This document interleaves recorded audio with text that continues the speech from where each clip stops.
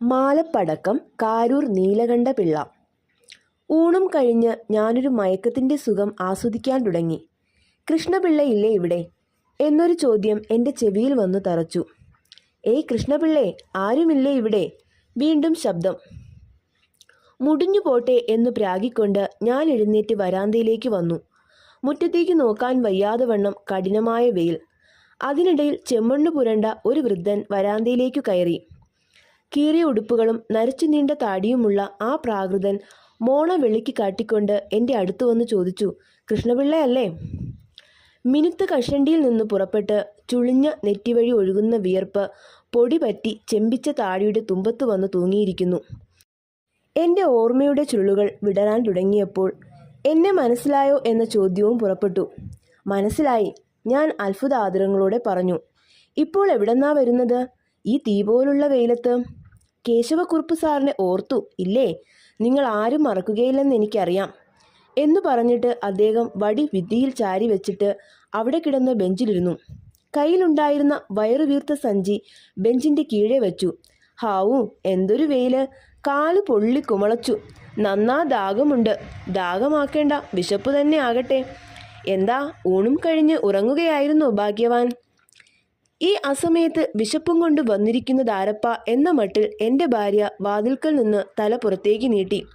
ഭാര്യ അല്ലേ എന്ന് ചോദിച്ചിട്ട് അദ്ദേഹം പറഞ്ഞു, വരൂ, ഇങ്ങോട്ടിറങ്ങി വരൂ, കാണട്ടെ. കൃഷ്ണപിള്ളയുടെ ഗുരുനാഥനാണ്. വിശപ്പും ദാഹവും നന്നേയുണ്ട്. ഇന്നലെ ഉച്ചയ്ക്ക് ഭക്ഷണം കഴിച്ചതിൽ പിന്നെ ഊണ് കഴിക്കാൻ തരപ്പെട്ടില്ല. ഗൃഹനായിക ഇതൊന്നും കേൾക്കാൻ നിന്നില്ല. അവൾ ശുണ്ടിയെടുത്തിരിക്കണം. ഉച്ചയൂണിന് അവളുടെ പാർശ്വം പറഞ്ഞ് ഒരാളും ഞാൻ കൂട്ടിക്കൊണ്ടുവന്ന ഒരാളും അങ്ങനെ 2 വിരുന്നുകാരുണ്ടായിരുന്നത് കൊണ്ട് ഒടുവിൽ ഉണ്ണേണ്ട അവൾക്ക് ഒന്നും ശേഷിച്ചിരുന്നില്ല. അപ്പോൾ ഇതാ വന്നു കയറിയിരിക്കുന്നു ഇന്നലെ തന്നെ ഉണ്ടില്ലെന്നും പറഞ്ഞൊരാൾ. ഏറെ കാലമായി കൃഷ്ണപിള്ളയെ ഒന്ന് കാണണമെന്ന് വിചാരിച്ചിട്ട്. വയസ്സായില്ലേ, വിചാരിക്കുന്നത് പോലെ ഒന്നും നടക്കുകയില്ല. ഇപ്പോൾ 71 ഇപ്പോഴെങ്കിലും ഇങ്ങോട്ട് വന്നത് സന്തോഷമായി. ഇപ്പോൾ എവിടെന്നാ എന്നൊന്നും പറയാനില്ല. അപ്പോഴേക്ക് ഒരു പാത്രത്തിൽ കുറേ മോരുമായി ബാലൻ വന്നു. അത് അദ്ദേഹത്തിന് അടുത്ത് വെച്ചു. മോരോ? കൊള്ളാം, ഈ വെയിലത്ത് ഇത് തന്നെ വേണം. കാപ്പിയും മറ്റും ഇതിനോട് പറ്റുകയില്ല എന്ന് പറഞ്ഞിട്ട് അദ്ദേഹം അതെടുത്ത് കുടിച്ചു. മകനാ അല്ലേ? എന്താ കുട്ടിയുടെ പേര് എന്ന് ചോദിച്ചുകൊണ്ട് അദ്ദേഹം അവനെ അടിമുടി കണ്ണുകൊണ്ട് തലോടി. എത്ര കുട്ടികളുണ്ട് കൃഷ്ണപിള്ളയ്ക്ക് എന്ന ചോദ്യം വന്നപ്പോൾ ബാലഗോപാലൻ നായർ എന്ന് അവൻ മറുപടി പറഞ്ഞു. ഏത് ക്ലാസ്സിൽ പഠിക്കുന്നു? 2nd ഫോമിൽ നിന്ന് ജയിച്ചു. മിടുക്കൻ. അമ്മ എവിടെ? ഇങ്ങോട്ട് വരാൻ പറയൂ. അല്ലെങ്കിൽ ധൃതിയില്ല. അമ്മാവന് വിശക്കുന്നതിന് വല്ലതും വേണമെന്ന് പറയൂ. ചെല്ല. ബാലൻ അപ്രത്യക്ഷനായി. അദ്ദേഹം പറഞ്ഞു, കുറുപ്പ് സാറിൻ്റെ സ്ഥിതി വലിയ കഷ്ടത്തിലാ. എന്ന് വെച്ച് കഷ്ടമൊന്നുമില്ല. നിങ്ങളൊക്കെയാണെൻ്റെ സമ്പാദ്യം. എന്താ ഭാര്യയുടെ പേര്? ലക്ഷ്മിയെന്നോ? അതെ, അത് കണ്ടാലറിയാം. മഹാലക്ഷ്മിയാണ്. ഇവരിയ്ക്കുന്ന വീട്ടിൽ ഒരു കഷ്ടപ്പാടും എത്തി നോക്കുകയില്ല. അദ്ദേഹം പൊട്ടിച്ചിരിച്ചു. മൂത്ത മകന് വല്ല ജോലിയുമുണ്ടോ? മൂത്തത് 2 പെണ്ണാണ്. അതെ, അങ്ങനെയാ വേണ്ടത്. അമ്മയ്ക്ക് സഹായമാകും. ഭാഗ്യവാൻ. സമ്പാദ്യം ഇതൊക്കെ തന്നെ. 5-8 പേരുടെ നിത്യത കഴിക്കാൻ തന്നെ പ്രയാസം. പിന്നെ എങ്ങനെയാ സമ്പാദ്യം? വേണ്ട കൃഷ്ണപിള്ളേ, സമ്പാദ്യമൊന്നും വേണ്ട. സൽസന്താനങ്ങളെ കവിഞ്ഞെന്തു സമ്പാദ്യം? അത് നിങ്ങൾക്കുണ്ടല്ലോ. ചോറ് വേണമെന്ന് പറഞ്ഞത് ലക്ഷ്മിയമ്മ കേട്ടിരിക്കുമോ? ധൃതിയായിട്ടല്ല, സംഭാരം കുടിച്ചപ്പോൾ അമൃതപാനം ചെയ്ത പോലെയായി. ഊണിന് താമസമുണ്ടെങ്കിൽ ഒന്ന് കുളിച്ചു കളയാം. അദ്ദേഹം മോണ മുഴുവൻ വെളിയിൽ കാട്ടി നിഷ്കളങ്കനായ ശിശുവിനെ പോലെ ചിരിച്ചു. കുളിക്കാൻ സമയം കാണും. അരി വെച്ചു വരണമെന്ന് തോന്നുന്നു. ഞാൻ വന്നു കയറിയതൊരു ബുദ്ധിമുട്ടായിരുന്നുണ്ടോ വീട്ടുകാരിക്ക്? ഇന്ന് ആദ്യമായിട്ടല്ലേ സാറ് വരുന്നത്? ബുദ്ധിമുട്ടൊന്നുമില്ല. അതെനിക്കറിയാൻ മേലെ. പിന്നെ അപ്പോൾ കുളി നടത്തിക്കളയാം. നിങ്ങളൊക്കെ കുളിക്കുന്നത് എവിടെയാ? ആറ്റിലാണോ? ദൂരമുണ്ടെങ്കിൽ ഇവിടെ കുറച്ച് വെള്ളം കോരി കിട്ടിയാലും പോരായികയില്ല. ബാലൻ വന്നു പറഞ്ഞു. ആറ്റിലേക്കാണോ ദൂരം? ഒരൊറ്റയിടത്തിന് ഞാനവിടെ ചെല്ലാം. എന്നാൽ നീ കൂടെ ചെല്ല് എന്ന് ഞാൻ പറഞ്ഞു. എന്നാൽ വന്നോളൂ എന്ന് പറഞ്ഞ് അവൻ മുറ്റത്തേക്ക് ചാടി. ചാടാനും ഓടാനും എനിക്ക് വയ്യ. പതുക്കെ പോയാൽ മതി. സോപ്പുണ്ടെങ്കിൽ എടുത്തോളൂ. ബാലൻ സോപ്പിന് മുറിക്കകത്തേക്ക് പോയി. സോപ്പും എണ്ണയുമായി വന്നു. ബലേ ബുദ്ധിമാൻ. എണ്ണ തേച്ചുകൊണ്ട് ഈ വെയിലത്ത് നടന്നാൽ തലയിൽ തീ പിടിക്കും. ഇല്ല, കഷണ്ടിയിൽ എങ്ങനെയാ തീ പിടിക്കുന്നേ എന്ന് പറഞ്ഞിട്ട് ബാലൻ ഒരു കുടയെടുത്തു കൊണ്ടുവന്നു. കുറുപ്പ് സാറ് എണ്ണ തേക്കുന്നതിനിടയിൽ ചോദിച്ചു, എന്താ ബാലൻ്റെ നാള്? എൻ്റെ നാളിലാ ഇവിടെ എണ്ണ വെച്ചിരിക്കുന്നത്. സാറ് പൊട്ടിച്ചിരിച്ചു. ചെറുക്കൻ്റെ കളി അതിര് കടന്നു പോണു കേട്ടോ എന്ന് അവന് ശാസിച്ചുകൊണ്ട് ലക്ഷ്മി അവിടെ വന്നു. കുട്ടിയല്ലേ, അങ്ങനെയൊക്കെ ആയിരിക്കും എന്ന് പറഞ്ഞിട്ട് കുടയും പിടിച്ച് ബാലൻ്റെ അകമ്പടിയോടെ അദ്ദേഹം കുളിക്കാൻ പുറപ്പെട്ടു. ഇതാരാ? ഭാര്യ ചോദിച്ചു. കയറി വരുന്നത് കണ്ടിട്ട് ഞാനോർത്തു ധർമ്മക്കാർ വല്ലവരുമായിരിക്കുമെന്ന്. എന്നെ പഠിപ്പിച്ചിട്ടുള്ള ഒരു സാറാ. അന്നു കണ്ടാൽ നല്ല യോഗ്യനായിരുന്നു. നാടകത്തിൽ രാജാപ്പാട്ടെടുക്കും. നല്ല ഭജനപ്പാട്ടുകാരനാ. നാഴി അരി അടുപ്പത്തിട്ടിട്ടുണ്ട്. ഞാനും വിശന്നിരിക്കുകയായിരുന്നു. മടി കൊണ്ട് ഒന്നും കഴിക്കുകയില്ലെന്ന് വെച്ചിരുന്നതാ. അത് പറ്റുകയില്ലെന്നായി. ഏറെ താമസിച്ചില്ല. കുളി കഴിഞ്ഞ് വന്ന സാറ് പറഞ്ഞു, ബാലൻ അമ്മയോടൊരു മുണ്ട് വാങ്ങിക്കൊണ്ടുവരൂ, ഈറൻ പകരാൻ. കുട്ടി സമർത്ഥനാ കേട്ടോ കൃഷ്ണപിള്ളേ. എൻ്റെ മുണ്ടും ഷർട്ടും സോപ്പിട്ട് വെളുപ്പിച്ചു തന്നു. എണ്ണയും സോപ്പും തേച്ച് കുളിച്ച് അലക്കിയ മുണ്ടെടുത്ത് ഭസ്മവും ചന്ദനവും തൊട്ട് ഇലയുടെ മുമ്പിൽ ഉണ്ണാനിരുന്ന അദ്ദേഹത്തിനൊരു മാന്യൻ്റെ ലക്ഷണമുണ്ടായിരുന്നു. ഉണ്ണുന്നത് കണ്ടാൽ ഒരു തെണ്ടിയുടെ മട്ടും. 7 ദിവസം അന്നം കാണാതെ കിടന്നവൻ്റെ മട്ടിൽ ചോറ് വാരി അകത്തേക്ക് വിടുന്ന അദ്ദേഹത്തിൻ്റെ നേരെ നോക്കുന്ന ഞാൻ വാസ്തവത്തിൽ കണ്ടത് പഴയ കുറുപ്പുസാറിനെയാണ്. തൻ്റെയിടവും ഉത്സാഹവും മധുരഭാഷണവും വിദ്യാർത്ഥികളോട് വാത്സല്യവും ഉണ്ടായിരുന്ന അന്നത്തെ കുറുപ്പുസാറാണോ ഈ പട്ടിണിക്കോലം?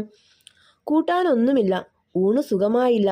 നേരം പോകുമല്ലോ എന്ന് വെച്ചിട്ടാ. അല്ലെങ്കിൽ വല്ലതും കൂട്ടാൻ വയ്ക്കാമായിരുന്നു എന്ന് ഓരോന്ന് ഇടയ്ക്കിടെ ലക്ഷ്മി പറഞ്ഞു. സുഖമായി കേട്ടോ കൃഷ്ണപിള്ളേ എന്ന് പറഞ്ഞുകൊണ്ട് അദ്ദേഹം എഴുന്നേറ്റു. അതൊരു ഭംഗിവാക്കായിരുന്നു എന്നെനിക്ക് തോന്നി. ലക്ഷ്മിയും അങ്ങനെ വിശ്വസിച്ചു. അവളുടെ മുഖത്തൊരു അപരാധബോധം നിഴലിച്ചു. ഭർത്താവിൻ്റെ ഗുരു. അദ്ദേഹം വീട്ടിൽ വന്നു. അദ്ദേഹത്തിന് വേണ്ടി ചോറുണ്ടാക്കി. എന്നിട്ട് അദ്ദേഹത്തിന് മതിയായില്ലെന്ന് വെച്ചാൽ കുണ്ഠിതം തോന്നുമല്ലോ. അത് കഴിഞ്ഞ് അവൾ അടുക്കള വാതിലടച്ച ശബ്ദം കേട്ടപ്പോൾ എനിക്ക് നല്ല വിശ്വാസം വന്നു. ഒരു വറ്റും ശേഷിക്കാതെ അദ്ദേഹത്തിന് നിവേദിക്കേണ്ടി വന്നുവെന്ന്. പോരാഞ്ഞിട്ട് കുറെ കഴിഞ്ഞ് അവൾ പറയുകയാണ്, കാലത്തെ കഞ്ഞി കുടിച്ചില്ലായിരുന്നു എങ്കിൽ ഇന്ന് പ്രദോഷ നോയമ്പ് നോറ്റേക്കാമായിരുന്നു എന്ന്. ഊണ് കഴിഞ്ഞപ്പോൾ അദ്ദേഹം എന്നെ പുകഴ്ത്തി ഭാര്യയെ കേൾപ്പിച്ചു. അവളെ പ്രശംസിച്ച് എന്നെ രസിപ്പിച്ചു. കുട്ടികളെ അഭിനന്ദിച്ചും അനുഗ്രഹിച്ചും ഞങ്ങൾ ഇരുവരെയും ആനന്ദിപ്പിച്ചു. അങ്ങനെ ഞങ്ങളുടെയൊക്കെ പ്രീതി അദ്ദേഹം നേടി. പിന്നെ ഞങ്ങളുടെ മുറയായി. അദ്ദേഹത്തിൻ്റെ കുടുംബകഥകൾ ഞങ്ങൾ ചോദിക്കാൻ തുടങ്ങി. ഭാര്യ മരിച്ചിട്ട് 8 വർഷമായി. കുടുംബഭരണം മൂത്ത മകളാണ്. അവൾ വിധവയാണ്. 4 കുട്ടികളുടെ മാതാവും. പ്രായമായ മകൻ വക്കീൽ ഗുമസ്തനാണ്. അവന് കുടുംബമായി. ഭാര്യ വീട്ടിൽ താമസവുമായി. ഇനിയൊരു മകനുണ്ട്. 5ാം ഫോറത്തിൽ പഠിക്കുന്നു. അവൻ സ്കൂൾ ഫൈനൽ ജയിച്ചാൽ ആരോട് പറഞ്ഞെങ്കിലും ഒരു ജോലി വാങ്ങിക്കൊടുക്കാൻ കഴിയും. പക്ഷേ എങ്ങനെ അവിടം വരെ ചെല്ലും? പഠിപ്പിക്കാൻ പണം വേണം. വീട്ടുചെലവും നടക്കണം. വരവോ അദ്ദേഹത്തിൻ്റെ പെൻഷൻ മാത്രം 13 രൂപ. ഇതൊന്നും അദ്ദേഹത്തെക്കൊണ്ട് പറയിക്കേണ്ടായിരുന്നു. സങ്കടകരമായ ഒരു കുടുംബ ചരിത്രം അദ്ദേഹം വിവരിച്ചു. അങ്ങനെ ഞങ്ങളുടെ അനുകമ്പയും അദ്ദേഹം നേടി. ക്ഷീണം തോന്നുന്നെങ്കിൽ കുറച്ചുനേരം കിടന്നുറങ്ങൂ എന്ന് പറഞ്ഞ് ഭാര്യ ഒരു തലേണ ആ ബെഞ്ചിൻ്റെ അറ്റത്ത് കൊണ്ടുവച്ചു. ഞാൻ പറയാൻ തുടങ്ങുകയായിരുന്നു എന്ന് പറഞ്ഞിട്ട് അദ്ദേഹം ബെഞ്ചിൽ കിടന്നു. തിരിയുകയും മറിയുകയും ചെയ്തു. കൂർക്കം വലിക്കാനും തുടങ്ങി. കുറച്ചു കഴിഞ്ഞപ്പോൾ ഭാര്യ ചോദിച്ചു, അദ്ദേഹത്തിന് വല്ലതും കൊടുക്കാൻ വന്നതായിരിക്കുമോ? എന്തോന്നാ കൊടുക്കുന്നത്? എന്തു കൊടുക്കാനാ? ഒന്നും വേണ്ടെന്നേ. കാശ് ചോദിക്കുമായിരിക്കും. ചോദിച്ചാൽ ഇല്ലെന്ന് എങ്ങനെ പറയും? ഞാനൊന്നും പറഞ്ഞില്ല. 4-5 രൂപ കൊടുത്താലോ? അല്ലെങ്കിൽ വേണ്ട, മോശമായിരിക്കും. അദ്ദേഹം ഉറക്കമുണർന്നു. കുറച്ചു കഴിഞ്ഞ് പറയുകയാണ്, എൻ്റെ വാസുദേവനെ നിങ്ങളൊക്കെ കൂടെ ഒന്ന് സഹായിക്കണം. പഠിക്കാൻ നല്ല മിടുക്കനാ. ഫീസ് കൊടുക്കാനുള്ള ദിവസം കഴിഞ്ഞു. ഇനി ഫൈൻ കൂടി കൊടുക്കണം. അവൻ സ്കൂൾ ഫൈനൽ ജയിച്ചാൽ ഞാൻ ജയിച്ചു. ആരോട് പറഞ്ഞെങ്കിലും ഒരു ജോലി വാങ്ങിക്കൊടുക്കാം. പിന്നെ എനിക്കെന്താ, വെറുതെ ഒരിടത്തിരുന്നാൽ പോരെ? കുറച്ചു നേരത്തേക്ക് ആരുമൊന്നും പറഞ്ഞില്ല. എന്താ ഒന്നും പറയാത്തത്? 2 രൂപ എൻ്റെ കയ്യിലുണ്ട്. മറ്റന്നാൾ അവൻ്റെ ഫീസ് കൊടുക്കണം.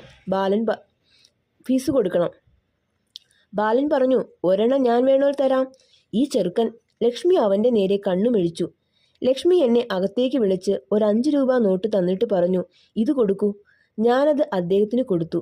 ഈശ്വരൻ അനുഗ്രഹിക്കും കേട്ടോ എന്ന് പറഞ്ഞ് മന്ദഹാസത്തോടെ അദ്ദേഹം അത് വാങ്ങി. ബാലൻ തരാമെന്ന് പറഞ്ഞ് അണയെടുത്തോണ്ട് വരൂ, അദ്ദേഹം ഓർമ്മിപ്പിച്ചു. എനിക്ക് 2 അണയുണ്ട്, അതെടുക്കാൻ മേല. അവൻ കളി പറഞ്ഞതാ എന്ന് ഞാൻ പറഞ്ഞു.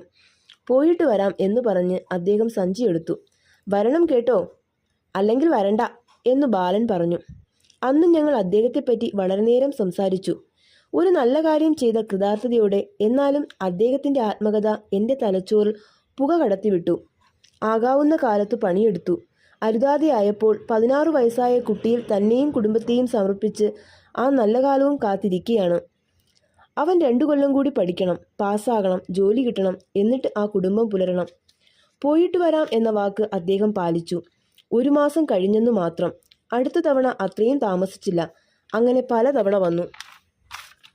ചിലപ്പോൾ 1-2 ദിവസം ഞങ്ങളുടെ കൂടെ അങ്ങ് പാർത്തു കളയും. പോകുമ്പോൾ രൂപയോ അണയോ ചോദിക്കുക പതിവായി. ഒരു തവണ ഊണ് കഴിഞ്ഞപ്പോൾ ബാലനോട് ചോദിച്ചു, കുട്ടി ഏത് ക്ലാസ്സിലാണ് പഠിക്കുന്നത്? കഴിഞ്ഞ ആഴ്ച ഞാൻ പറഞ്ഞ ക്ലാസ്സിൽ തന്നെ. ശരി, എന്നാൽ ബുക്കും പെൻസിലും എടുത്തുകൊണ്ട് വരൂ, ഞാൻ കണക്ക് പറഞ്ഞു തരാം.